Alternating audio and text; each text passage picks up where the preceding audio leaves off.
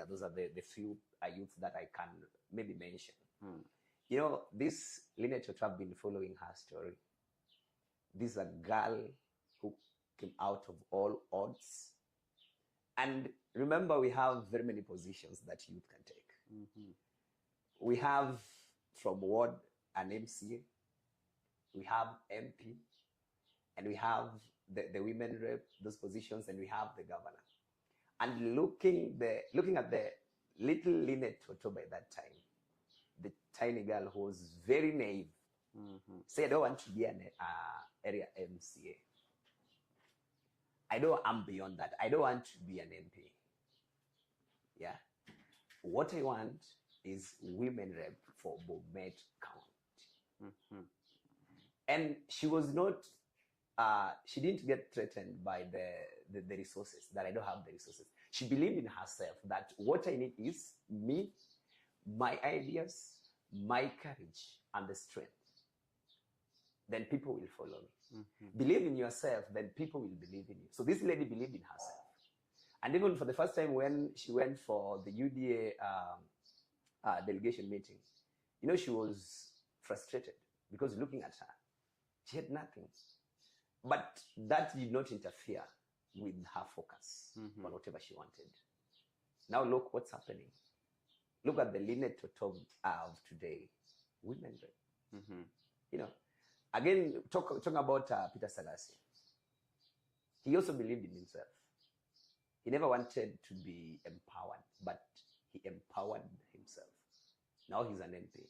So those are the successful leadership that we can. I don't want to talk about the other people who might have wanted me to talk about Tubabo. You know, this is somebody who made resources when he was still in campus. Yeah, still in campus. But the two I've mentioned from scratch, from grass to grace.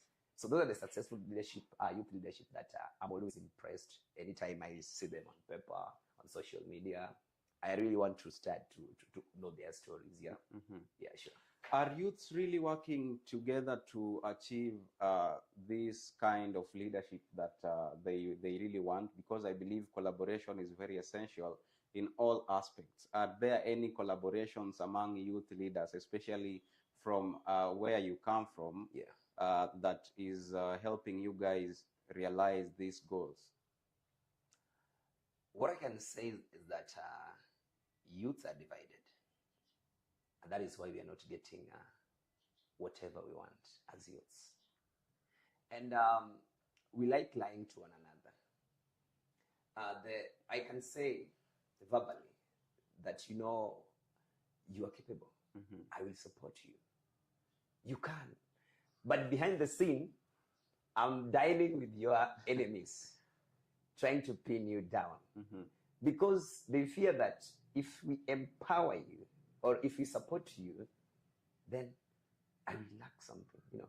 But that's the fear that fellow youths are having.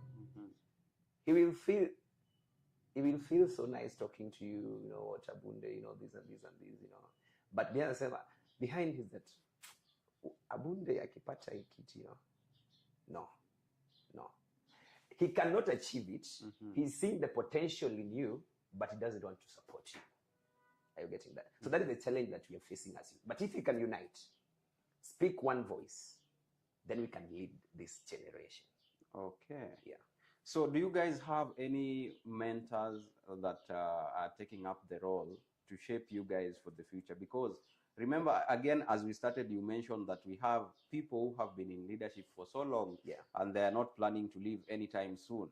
Are there any mentorships that are shaping you guys to face now the people who are in leadership currently? I think each and every individual will choose his own mentor. Yeah. Because why would you want somebody who is ready to suppress you to mentor you?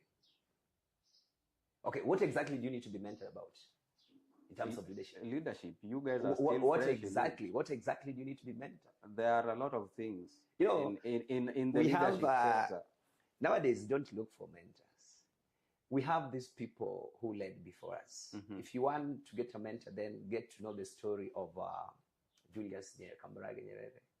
Get to know the story of the president of South Africa, this guy, Nelson Mandela. You know, study the stories of Obama, the former US president.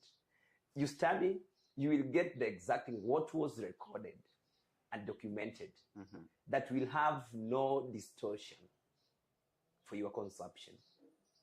But you get to face these leaders who are in power that you want them to mentor you, what they will give, because they know your problem. They know that you have only one problem. All right. You want money. So when you meet them, they will know it's just hungry or just need some 10,000 for a party and everything. So you talk, and you tell you, I'll support you. Then 10,000, kesho kipiga simu, I'm busy. Why haven't we seen a change in how leadership operates? Because it's been the same thing. It's all about my stomach, not about the people. Why haven't we seen a change? We can't see the change because we still have the same players in the leadership positions. So the monkey ni yule wanabadilisha tu miti kipanda huko, but ni yule tu. So we don't see unless otherwise. So what are you guys doing, the fresh blood in leadership? What are you doing about it? Are you going to change things, or they are going to be even more worse? Because this is a culture that was created by us. Yeah. And once a culture is created, it takes a lot of time and a lot of resources to revert the culture. What are you guys doing about it? First of all, I personally, let me talk about myself. I'm trying to find a space. Because the changes we want, we can only make them when we are inside there. So once you fight for yourself to get inside, then you can make those changes inside. But once you are out, you just be shouting and no one will listen to you. You don't have those platforms when you don't fight for yourself to get inside. And that's what really happens for the opposition, you know, because they're fighting, but they're out. But when you fight when you are in, at least you have the platform. You know where to touch. Yeah. All right. The conversation is getting heated and we are still rolling. I am the host with the most. Keep interacting with us via our SMS line 0719144144. See you on the other side of this broadcast.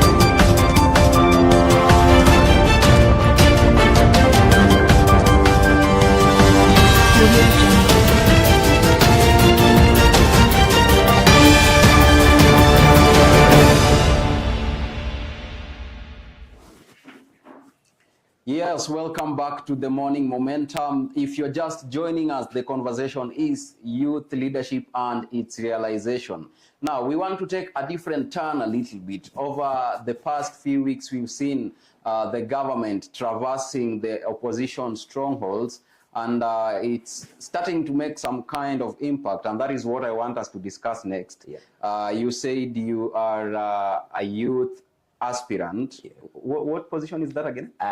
Youth Representative UDA Party, Siaya County. Youth Representative UDA, Siaya County. Yeah. Of course, UDA is the ruling government, and we vividly understand that Siaya County is a stronghold of the opposition government. Yeah. So I want us to discuss a little bit about that. So the government has recently expressed an interest in the opposition strongholds. What do you think is the motivation behind this?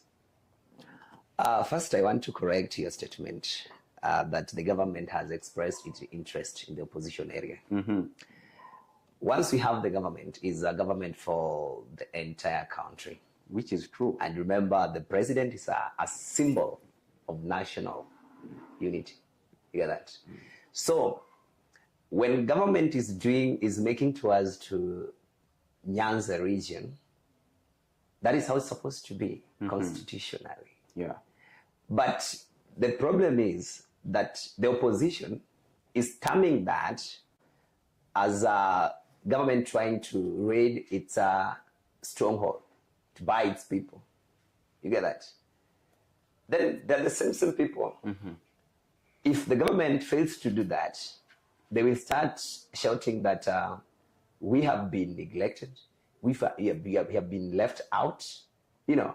So they just want loopholes where to blame the government. So the government has the right to tour Nyanza region, do its development, just as it does to the other regions. Yeah.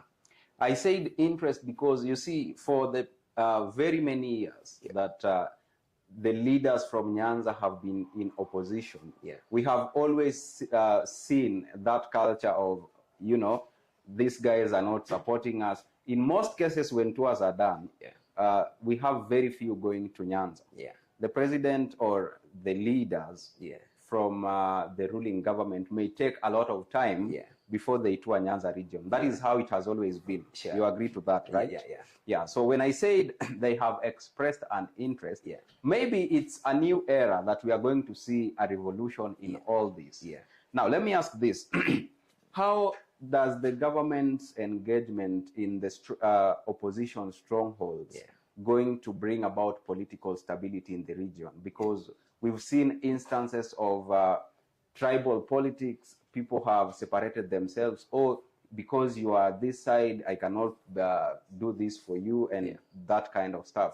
How are we going to see political stability in the opposition stronghold regions, especially now that the government is trying to get everybody involved? Of course, in the papers you saw, the deputy president said everyone is an equal shareholder.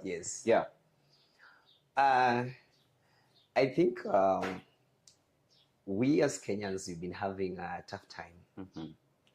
As we're always trying to say that there is a democracy. That democracy is just within our lips, but not in our minds. Because it's so bad to mention that we have regions that the government need to feel free to work. We have regions that parties, any other party can just work.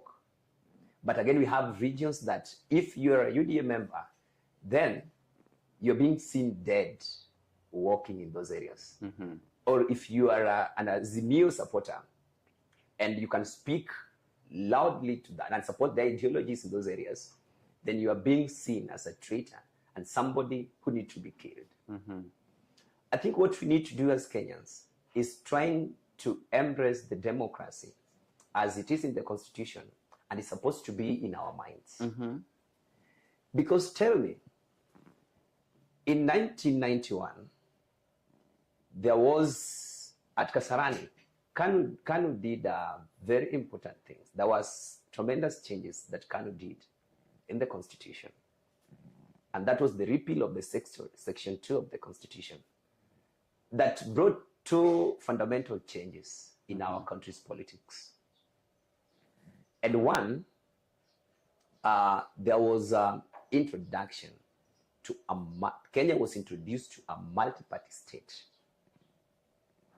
The second one was the term limit for presidency. And talking about the first point, the multi-party state, whereby now they allowed that we can have as many parties as possible in our country to participate in politics. And therefore, that gave an opportunity for any individual in this country to register a party according to the Constitution and run with it. That did not say that in Nyanza will be having this party. That did not say that in central Kenya we'll have this party, that in western we'll have this party. And again, it did not mention that when we have a party in a central that has their president as a candidate, and we have another party in Nyanza that also has a candidate, then this candidate from Nyanza cannot go to the central. And this candidate from central cannot go to Nyanza region. It was very open that this candidate will walk around the country, sell their ideas, then the decision will be made through the ballot. You get that? So, and look, whatever we are having now, we have people who have been fighting for this, but they fight for it and they don't mean it. Like I can say, like you asked me a question, UDA in Nyanza, UDA in Siaya County. Yes. You find that people get mesmerized when you just walk in Siaya and say, I'm a UDA member. By then they see you, it seems that you are mad or you are not a Luo. That's what they're saying. You are mad, you're not in your normal senses, or you are not a Luo. And this thing only happens in Luo Nyanza. Because I've never seen in these other areas that when you support any other party, you become an enemy to the region. At times they say that it seems that that is in Kijaluo, our house in one house, that everyone must be here. So that is how they suppress your reasoning.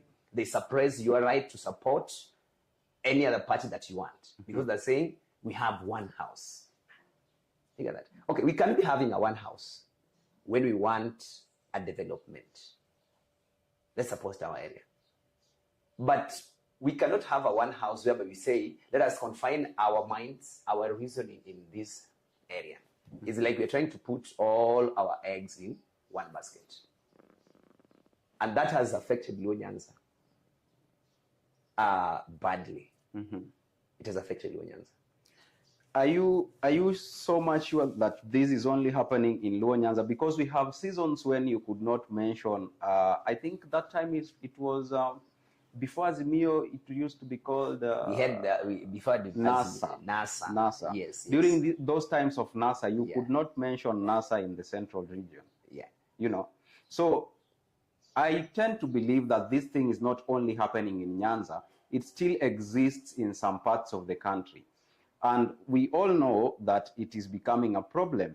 Now, the question here is, what are we supposed to do to decolonize that mindset? Because if we don't do something about it, it is something that we will have to learn to live with. We will never overcome it. So how can we decolonize then this mentality of, because you are not in the government, you are not our own, simply because one of our own is not in the government? You see me here, and you see me mentioning that I'm a UDA aspirant in Siaya County. That is one of the ways of decolonizing the analogy. That is one of the way of trying to tell people, I didn't go for that position since because I lack what I can go for, or because I want maybe job with them, or I want any other thing. But it was symbolic. Why UDA? It was so symbolic. I took that path to try to tell people that let us have different minds. Let us have different, all these parties in our regions. Just like we can have Azimio in Eldoret, we can have UDA in Siaya. It doesn't mean that when we have Azimio or ODM in Eldoret, then we don't support the president, or you are an enemy to the president. The same, it doesn't mean that when you are a member of UDA in Siaya County, you are enemy to ODM, or you are not supporting Baba. You get that? It's a choice that is enshrined in the Constitution, that you have the right to join any political party of your choice. You get that? But our people, and I blame our leaders so much because they don't want to tell our people the truth. They will talk it in media, but when they go to ground, they will incite the people that let us not see this other party trying to get into our region. That is very bad. That is so bad. That I want to tell our people that let us open our mind. This is Kenya for us all. When we have the government, it's a government for everyone. These parties doesn't work for the people. They're just buses that we border for leadership. And when it comes to real leadership or project or maybe development, is an individual. And we've seen cases whereby parties support an individual who doesn't have leadership quality, leadership traits, and therefore that is a 5 years waste of resources, time, and everything. Somebody doesn't know how to. You wait to be given instructions on what to do, and you're a leader. Just because you had a party that lifted you to be there.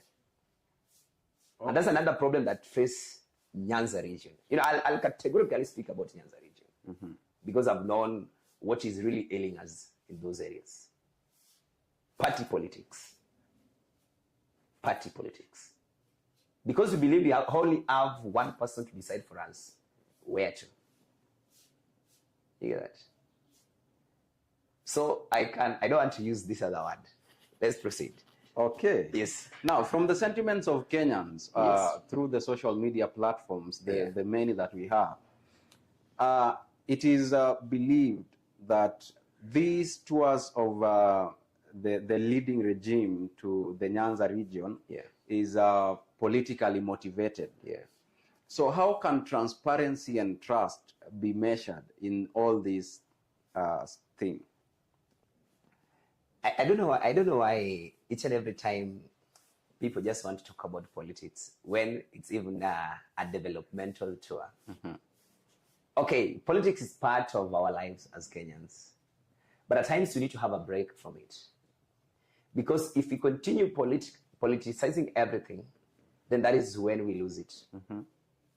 I'm sure in Kenya we have politics after election, immediately after election. It's politics. Even during voting, still we have politics. We are voting, but still we are in politics.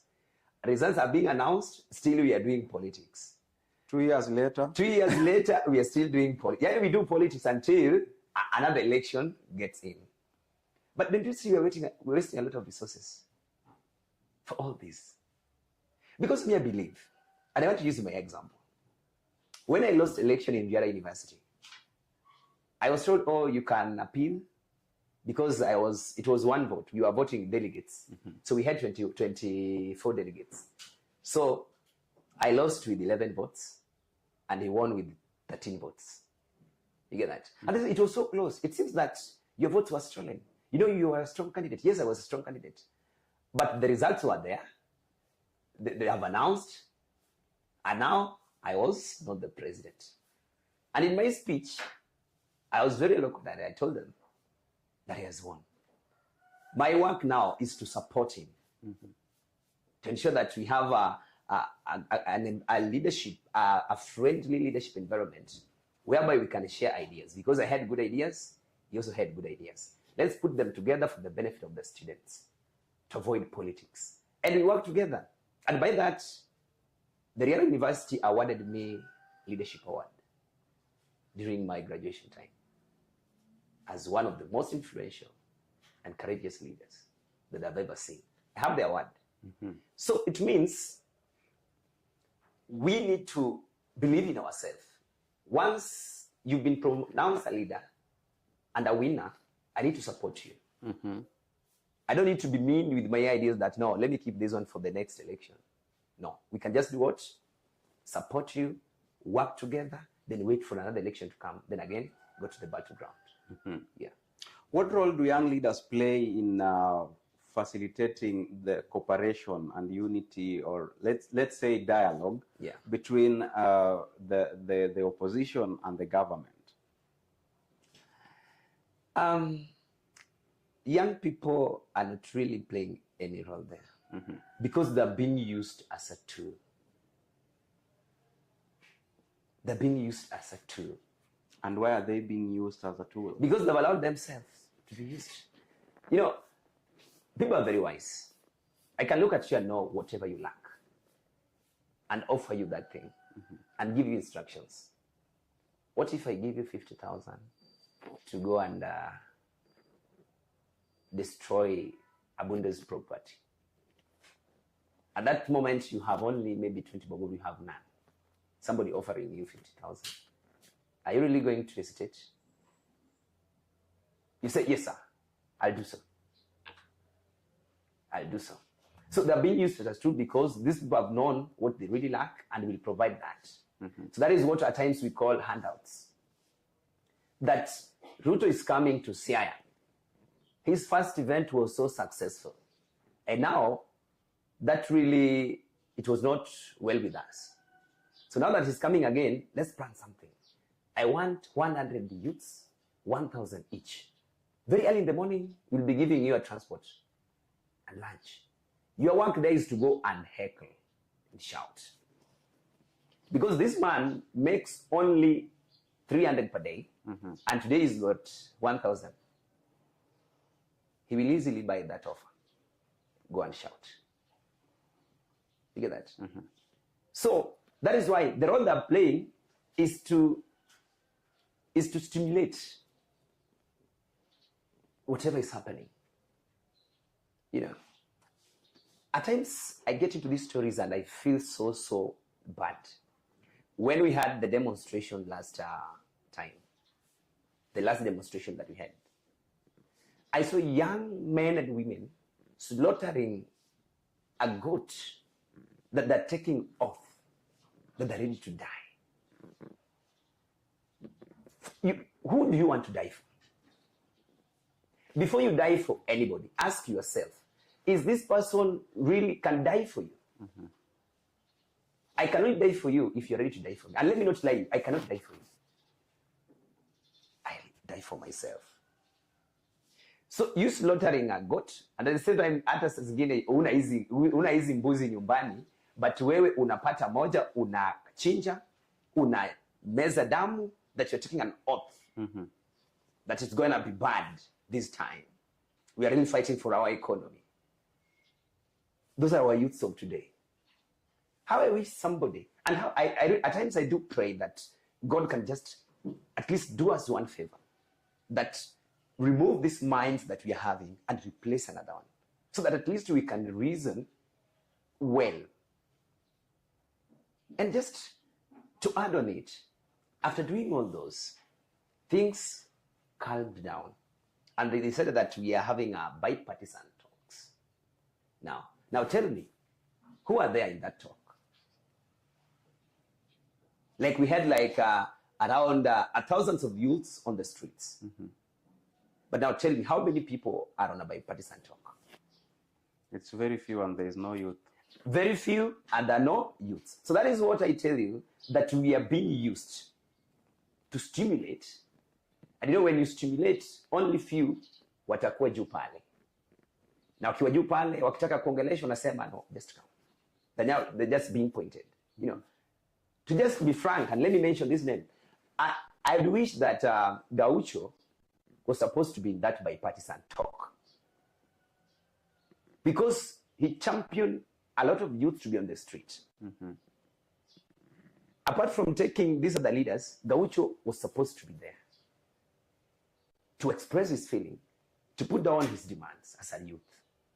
But now, for those who are picked, their demands are for the older people. Now, if you can go through that, the recommendations or the outcome, the office of the Prime Minister, and the official office of the opposition and the official leader. office of the opposition leader. Now tell me, do you think that we should get that position of opposition? Even in constitutionally, it's not right. He cannot get it constitutionally. Do you think, let's talk about the office of the Prime Minister. Prime CS. Prime CS. Do you think anybody, let's say Gaucho, can get that position just because he's a youth. And you've seen how he has been into this with a lot of enthusiasm, a lot of effort, vigor, and everything. But still cannot be given that position. It is good you brought this thing about bipartisan talks. Yes. Now, let me ask this question. Yeah. There's a time when it was reported in the papers, the amount of money these guys get per sitting. Yes. And it got me questioning myself. Was it about the sitting allowances, or was it about to discuss? You're going to measure a concrete solution from the bipartisan talks. How are we going to measure its success? You know, the success of the bipartisan talk was already out even before they started talking. The aim of that was to calm down all this issue of demonstration, you know, after it was choreographed and everything, you know, and the atrocities. Now they wanted to calm down, you know. These people have talks behind the scene. You had Raila met president in Mombasa. It was not out until the media brought it out. They talked. You don't know whatever they talked about. So the bipartisan talk is there to it's a delaying tactics to trying to give Mwananchi, the common Mwananchi, who felt that these people were fighting for them, to be calm. That's why we're not going for a strike, because we're having a bipartisan talk. Just calm down. But they have their shares already. Why are we not talking about now the fuel increase? No, relax. I don't want to talk about it. We're having a bipartisan talk. And it's the bipartisan talk after we've lost very many lives. We still have people in the hospital that their bills have not been paid up to date. Those who are fighting for the cost of living. The cost of living is still high, but now we don't have to mention it. And it has not been discussed. It has not been discussed in the talks. Because the government was so clear that we are welcoming you for a talk, but please let it not be about the cost of living. Because it is not something that started immediately we got into the power. It's something that has been there. I remember when there was this handshake government, the deputy president was talking about the hard economic times. The language that was being spoken by Raila when he was in opposition, before the handshake. But now when he got to the power, and now the deputy president felt that, now let me speak the voice of Wananchi. Then the Raila told people that we are Albakwekwe to Julia now. Because now he was not for the Wananchi, and he was not really enjoying the state. You get that? Now, let me ask you, what are we going to do? Because the cost of living has... Yes.